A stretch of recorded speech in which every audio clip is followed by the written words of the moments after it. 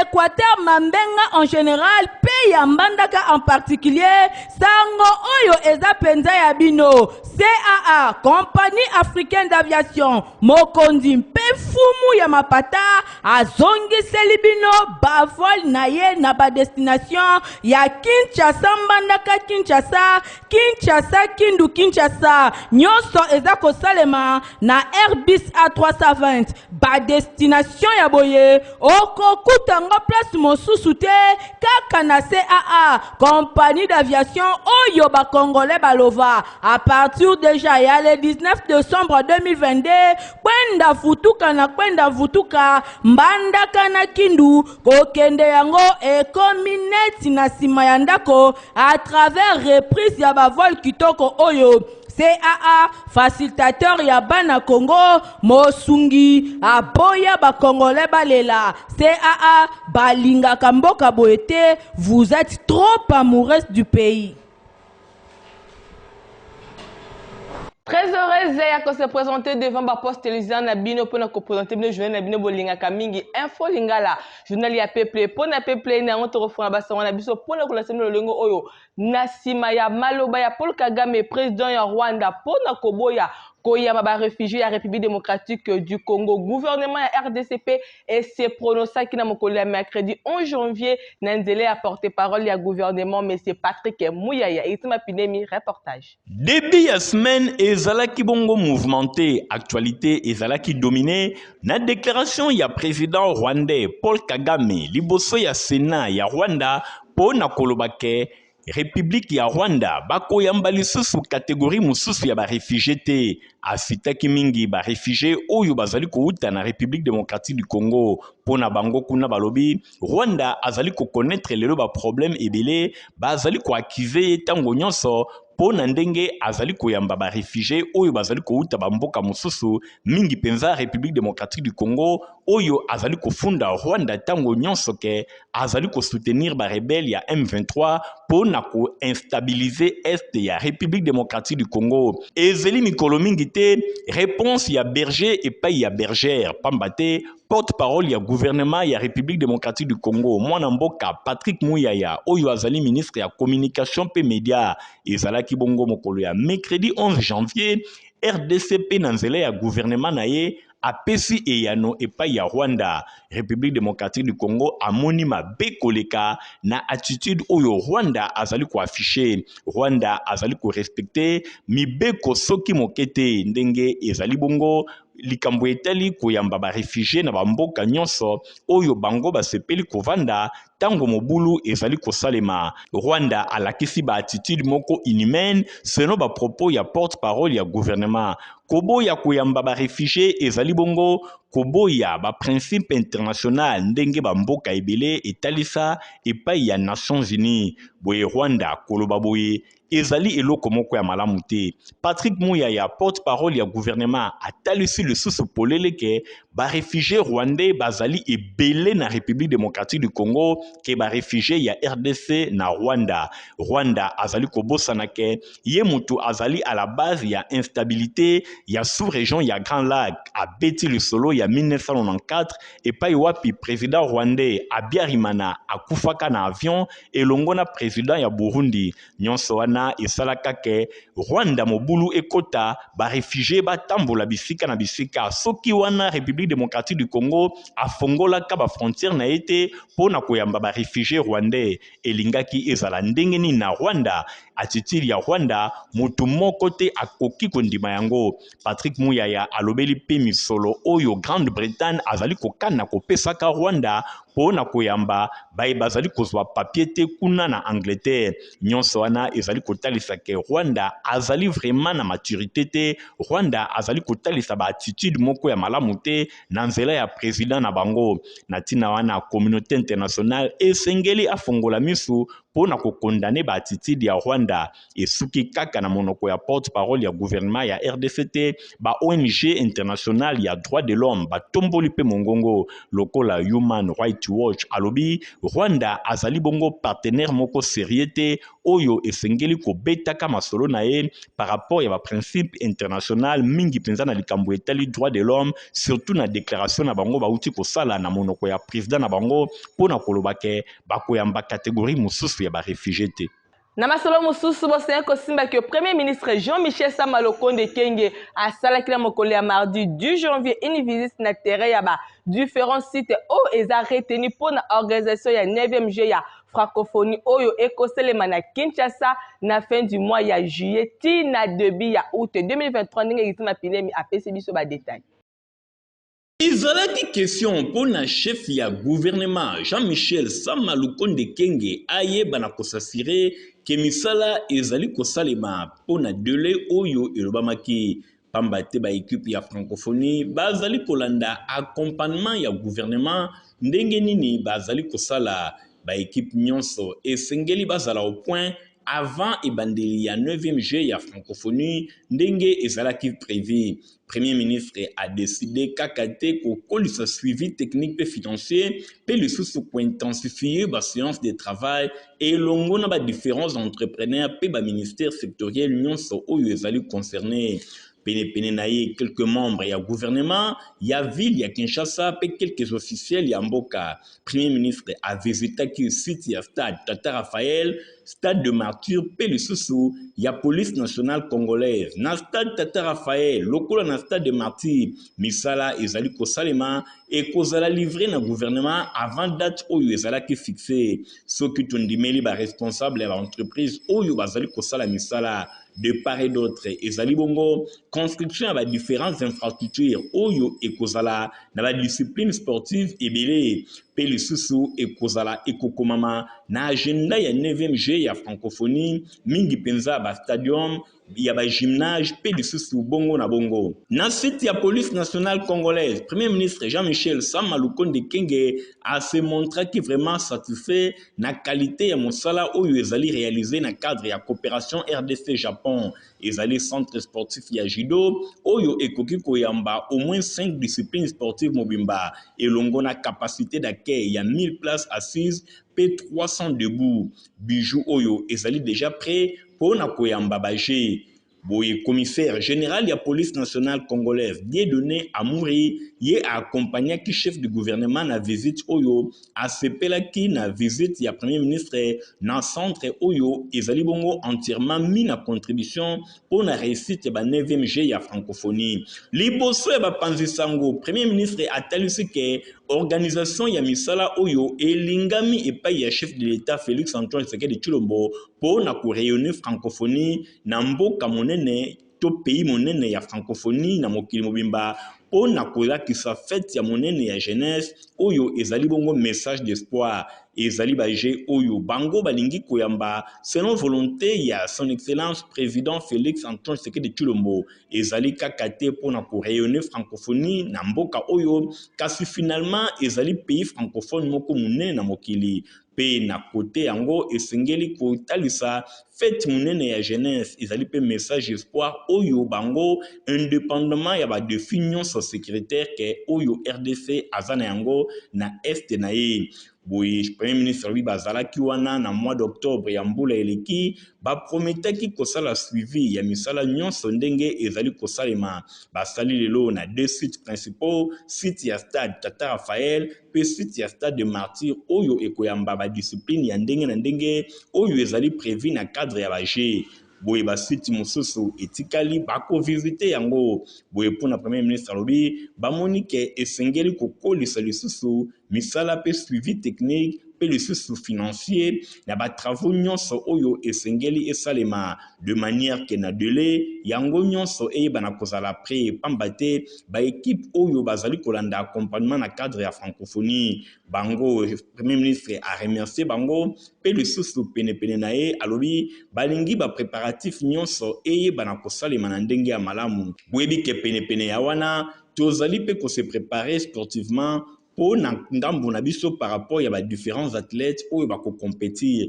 pe lisusu ba préparatif na kati ya oyo wana eyeba na kosalema na ndenge ya malamu.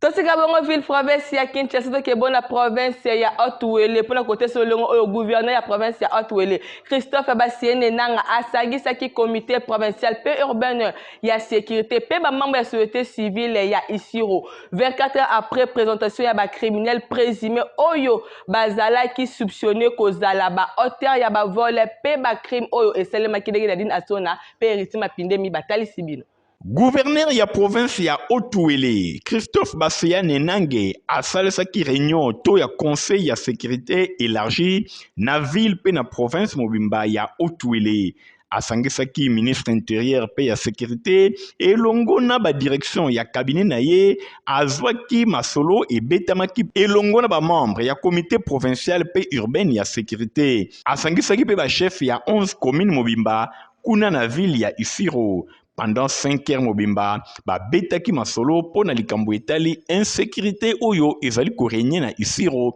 pe na province ya Haut-Uele. Nyonso wana bango bavandaki koluka ndenge nini kozongisa kimia na kati ya ville ya Isiro pe na province mobimba ya Haut-Uele. Eloko ezali kaka moko kozongisa la population kimia na ye wana nde ezalaki vraiment tina ya masolo na bango. Ye moko gouverneur ya province Christophe Basiane Nange atalisaki polele elongo na bazalaki na ye ke objectif makasi oyo ye abengelaki bango na masolo ezali kaka pona komona lisusu kimia na ville ya Isiro pe na province ya Haut-Uele mobimba. Bosimbake na suka ya masolo Jean-Joseph Matete Osako Eric oyo azali maire ya ville ya Isiro apesaki compte rendu pona kotalisa eloko nini elobami na réunion wana. L'autorité provinciale a écouté la base s'est exprimée et ensemble, il y a des choses qui ont été prises, c'est-à-dire mettre en place un système de sécurité en réseau, de telle manière que toutes les informations soient relayées dès la base jusqu'au sommet et au niveau même de la base verticalement et horizontalement. Bosimbake oyo eleki quelques jours après présentation ya ba présumé criminel oyo ba présentaki bango toujours na gouvernorat et pa wapi gouverneur ya province Christophe Basiane Nange asengaki na population esengeli ba coopérer elongo na ba service ya sécurité po na kotiaki mia na ville ya Isiro pe na province ya Haut-Uele mobimba. Toti kalaka kalama solo ya Haut-Uele pona kote semno longo au gouverneur ya province ya Haut-Uele Christophe Basiene nanga abeta kima solo na mokolo ya mardi 10 janvier elongo na délégation ya CENI oyo ba uta kibongo province ya Kinshasa pona ko former personnel oyo ba bengisa mi ko banda opération ya enrôlement ya ba potentiel électeur ndenge nadine asona pe ritima pini ba pesi bino ba détail ya élément yango. Nabokomi na ye na gouvernorat numéro 1 ya province ya Haut-Uele Christophe Basiane Nanga l'homme fort a rejoignaki na Lombango salle de réunion Kibali pona ko échanger na ba formateur ya CENI oyo bake kuna pona ko former pa personnel oyo ba ponami pona ko travailler na cadre ya opération ya fichier électoral na qualité ya éthique personnelle électorale na accessibilité ya basito ya opération na sécurité personnelle. Christophe Basiane Nanga a elidaki ata question mokote pour na ko maximiser chance ya enrôlement massif et ya population na ye. Nous avons rencontré l'autorité. Maintenant, nous en sommes à l'étape de la révision du fichier électoral. Eh bien, nous commençons d'abord par une cascade de formation qui s'est tenue à partir de Kinshasa, qui est maintenant au niveau 2 ici en province et qui sera au niveau 3 au territoire, et niveau 4 ça sera dans les sites de formation où on va former les membres des centres d'inscription, des formateurs électoraux provinciaux, des membres du CEP et les chefs d'antenne ainsi que les informaticiens des antennes. Formation oyo ebandaki lundi pe clôture nango ekosalema dimanche na ville mobimba ya Isiro avant déploiement ya ba équipe na si territoire ya Haut-Uele. Na masolo mosusu bosenyo koyeba ke président interfédéral AVC ville ya Kinshasa honorable Néron Mbungu abetaki masolo na mokolo ya mardi 10 janvier elongo na ba mama ya Ligue de femmes AVC na ville ya Kinshasa nyonso legaki bongo na siège ya parti na bango ezali bongo na commune ya Kasavu Beritima Pindemi reportage. Président interfédéral AVC ville ya Kinshasa honorable Néron Mbungu asangisaki ba mama ya Ligue de femmes ya AVC ville ya Kinshasa bakutanaki mardi 10 janvier na siège na bango oyo ezwami na Kasavubu epai wapi honorable Néron Mbungu lokola président interfédéral ya AVC abeti loboko na mesa azali tenir compte ya organisation pe implantation ya parti surtout que année 2023 ezali année moko ya élection et sengeli autre vision du Congo ya mwana mboka Didier Budimbu oyo azali autorité morale et yebana kozala implanté bisika nyonso ateyaki ba mama bolingo bomoko pe bayebana komi pesa na mosala po na implantation ya parti asukaki wana te asengaki na bango pe bakende bisika nyonso bango bavandaka bamema message ya enrôlement massif pamba te soki ba mama bazali enrôlé ebele ekosala ke parti na bango parti cher ya mwana mboka Didier Budimbu autre vision du Congo bayebana kobimisa ba député ebele pe lisusu bapesa chef de l'État deuxième mandat boyebake na suka ya masolo na bango présidente ad intérim ya Ligue de femmes AVC na ville ya Kinshasa Mama Hélène Kalumba apesaki compte rendu ya masolo na bango. Toto sangani awa sur l'invitation ya interfédéral na biso ville province ya Kinshasa papa Néron Mbungu moto alingaki asala une grande réunion de prise de contact avec les mamans de la Ligue des femmes de Kinshasa, de toutes les communes, de tous les districts, de Yango Basangani Awa. Message important à Pesibiso, Yaliboso, Bolingo. Ba mama toza na bolingo, toza na bomoko, Yango ne kopesa biso pifo po AVC et kende liboso. Ta jami balé à Pesibiso, implantation il y a parti à la base. Message mususu a Pesibiso ezali ya enrôlement. Victoire ya ba élection ezali na secret ya victoire ya na ba élection ezali na enrôlement. Bosimba ke honorable Néron Mbungu azali kolala te depuis a commis interfédéral ya autre vision du Congo na ville ya Kinshasa molunge se molunge parti esengeli etele mabisika nyonso na ville ya Kinshasa pamba te Kinshasa nde ezali capitale pe ezali miroir ya RDC AVC esengeli ezala implanté bisika nyonso wana ezali cheval de bataille ya honorable Néron Mbungu. To changer bon chapitre parce que maître Babika Yeye cadre à partir Lumumbi c'était unifié Palou na Mokuse a quitté ki bon na fin de l'année na secteur ya Palou ya Mapela na commune ya Masina pour na sensibiliser population na oyetel bon enrôlement Michael Bristoto reportage. OK les bons à carte. Attends photo et bini bien té mais comment ça la carte ça nani?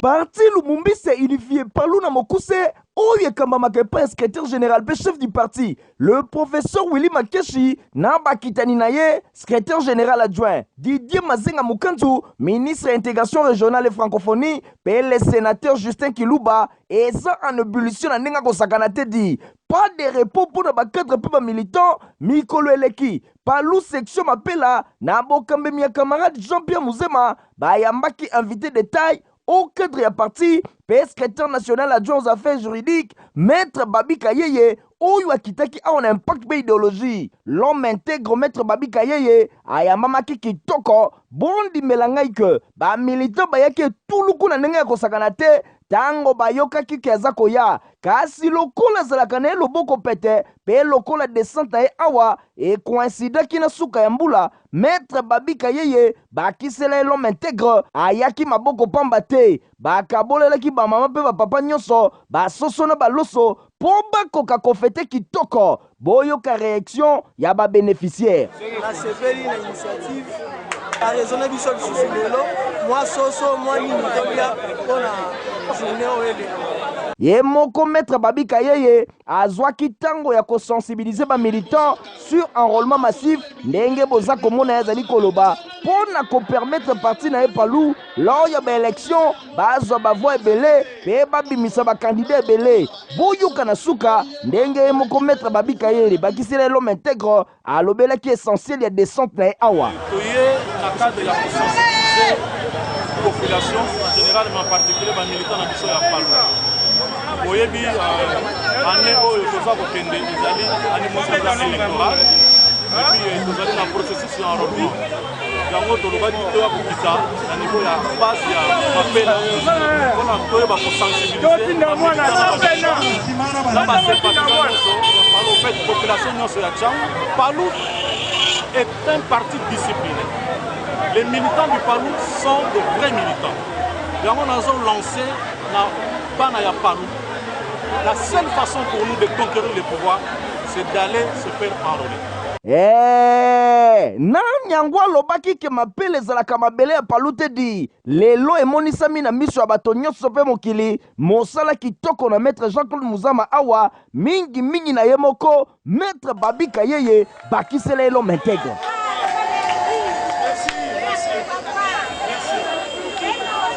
tozali bongo na communiqué ya seni bana na bongo lecture na yango na cadre préparatif opérateur d'identification et d'enrôlement pour na Congolais au baza bongo na étranger seni commission électorale nationale indépendante azali ko procéder na recrutement ya personnel opérationnel temporaire oyo ko travailler na centre d'inscription na mboka lokola Afrique du Sud, Belgique, Canada, États-Unis d'Amérique pe na France. Oyo kozala candidat esengeli azala bongo na nationalité congolaise. Catégorie ya personnel opérationnel temporaire oyo eza bongo opérateur ya saisie topé préposé polyvalent. Candidat intéressé comme la secrétaire exécutif national ya CENI batia lettre ya motivation ya page moko. Candidat oyo kozala intéressé comme la secrétaire exécutif national ya CENI na adresse email. Batia lettre ya motivation ya page moko. Batia pe lisusu photocopie ya passeport congolais, photocopie ya titre académique, pe permis ya séjour na bango na bamboka ya paya. Date limite ya candidature eza bongo au plus tard le 15 janvier 2023. Oyo akozala retenu bakosala test évaluation avant sélection. na masolo mosusu bosoyo koyeba ke mwana mboka Eric Mwamba président ya fondation na ye moko Eric Mwamba akendaki kosenrole na école moko babengi bongo Saint-Hilaire na commune ya Kimbanteke na tele kayela kapenda reportage.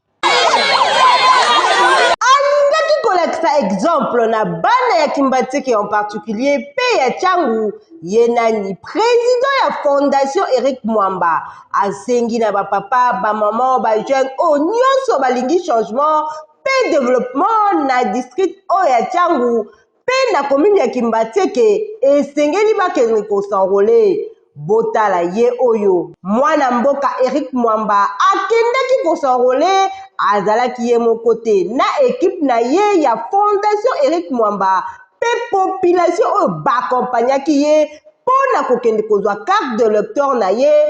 awa na école Saint-Hilaire na commune ya Kimbanteke. Alekalaki bongo malamu après procédure nyonso finalement carte de lecteur ebimaka te ebimi. Moto ya bato asengi na population balanda exemple. Étant donné congolais de naissance et na yoka kimbela ya bakonzi donc bakonzi babengi to s'enrôler pour na to remplir devoir na biso étant citoyen de la République. Donc tu as qui ko s'enrôler. Oya yebi ki aza congolais a rempli devoir civique na elokolanga na oti ko sa en équipe nanga mobimba ya femme. Où la fondation Eric Mwamba où tu as basé na bien-être ya peuple congolais donc ya population donc tu as la devoir na biso na bengi si bana nyonso ya Tchangu bana nyonso ya Kimbanteke ba s'enrôler pour to leka na maponami to pona molobeli na biso oyo akolobela biso po surtout commune na biso surtout district na biso et se développer. Mwana Kimbanteke ko bukana te kende kozwa carte de lecteur na yo yangoyo maponami eza koya na décembre 2023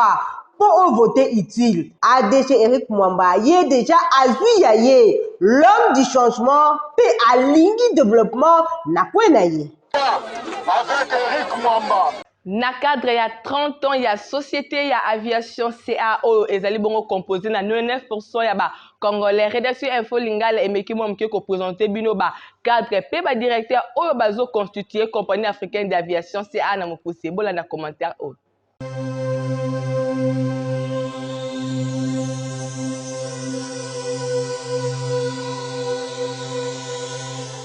CAA spécialiste à Congo profond. Créé depuis 1990, le lot a totalisé 30 ans de service à RDC,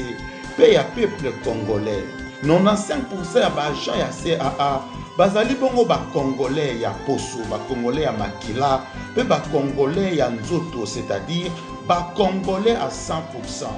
99% ya ba directeur pe ya ba cadre ya société oyo, bazali bongo ba congolais. Nayango CAA azali véritable locomotive na secteur ya aviation ya RDC pour apesi valeur pe chance na ba congolais oyo bazali bongo mingi na bango formé na CAA. Et sengel boye ba ke majorité ya ba directeur oyo to 99% na ba directeur oyo ba bandi carrière na bango na CAA lokola ba agent simple pe lelo bazali bongo ba directeur pe ba cadre oyo bazali kosala fierté ya société oyo. Na occasion ya 30 ans ya existence ya CAA, tokotali sabino quelques directeurs pe ba agents oyo bazali na CAA depuis création nango to ba koti na CAA quelques années après création nango. Et c'est boye ba que CAA ezali bongo spécialiste ya Congo profond. Bolanda bango, boyoka bango pour comprendre que CAA ezali bongo société ya mboka dirigée na bana mboka. Na CAA nasali mibu tuku misato 30 ans. Na kati ya groupe oyo bandaki ebandisaki CAA. Moussa na biso ezali kosalisa te ma immense sengeli pote bato bako zwa pepo toyeba bango libela na ebandeli tango bazosumba batike na bango tozwa bango pe awa na aéroport toni kokotisa bango na avion toba kosala système nyonso ya kolandela ma immense ezoleka kati ya compagnie koteka batike kotia bato na pepo pe kokotisa na comptabilité ya compagnie. C'est bandaki na pepo, ezalaki liboso pepo bazalaki na ngo bakonzi ya société pour na kokene intérieur le groupe GAP, groupe agro-pastoral. Mais sima ba monite sengeli ba komisa yango société d'aviation. Longue GAP aviation, to bandaki lokola GAP aviation, mais ne sima ba eko pesa kombo ya compagnie africaine d'aviation, yango na bandi na 1992 ti lelo mibutuku misato. Tozali na communiqué à professeur Dan Kuba Takana pour la lecture dans la mgongo ya Nathalie Kaila Kapena.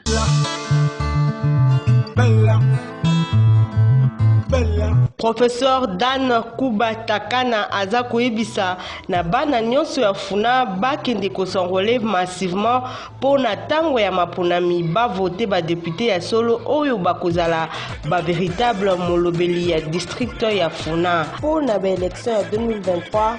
Professeur Dan Kuba Takana alobi lisusu ke kobika ya peuple congolais eza na maboko na ye na nzela ya entrepreneuriat. Na tina wana professeur Dan Kuba Takana azali organiser conférence monene pour na kolakisa ba jeune auto prise en charge na nzela ya entrepreneuriat. Professeur Dan Kuba Takana azali ko salisa concours ya financement ya projet et entreprise ya ba jeune au banda de 18 ans ti na 60 ans. Moto oyo a remporté concours docteur Dan Kuba Takana a kozwa bongo tope a gagné bongo $500 américains. Concours ekosalema bongo mokola samedi 28 janvier 2023 à partir ya ngonga ya 10h kuna kaka na université canadienne au Congo. première rue boulevard Lumumba. Bosimba ke concours entreprise Dr Dan Kuba ezali ko concerné kaka bana ya district ya Funa, c'est-à-dire ba commune lokola Kalamu, Kasavubu, Ngiringiri, Bumbu, Selembau, Makala pe Bandalungwa. Bongo ya ebele pona koyeba ba critères ya concours professeur Dan Kuba Takana. Projet entreprise Dan Kuba Takana eza pona biso nyonso. Entrée eza bongo gratuite. Danser le soir. Journal la bino bolinga kamingi info linga la journal ya peuple pona peuple ko bona sura kasto ka bona bongo te sans toute photo pe ça merci na Igor Tingo de ki bona sima ya caméra montage sima na ki bongo na Fabrice Lundombi boso ko ba ke journal ezaki supervisé na yemoko héritier mapindemi sous coordination ya Stéphanas Kane to kotem na mikolezeli ko ya au revoir. Eye lisusu bana Équateur Mambenga en général pe ya Mbandaka en particulier sango oyo eza penza ya bino CAA Compagnie Africaine d'Aviation mokondi mpe fumu ya mapata azongiseli bino bavol na ye na ba destination ya Kinshasa Mbandaka Kinshasa Kinshasa Kindu Kinshasa nyonso eza kosalema na Airbus A320 ba destination ya boye okokuta ngo place mosusu te kaka na CAA Compagnie d'Aviation oyo ba Congolais balova à partir déjà ya le 19 décembre 2022 kwenda futuka na kwenda vutuka Mbandaka na Kindu kokende yango ekomi neti na sima ya ndako à travers reprise ya ba vol kitoko oyo CAA facilitateur ya bana Congo mosungi aboya ba Congolais balela CAA balinga kamboka boete vous êtes trop amoureux du pays.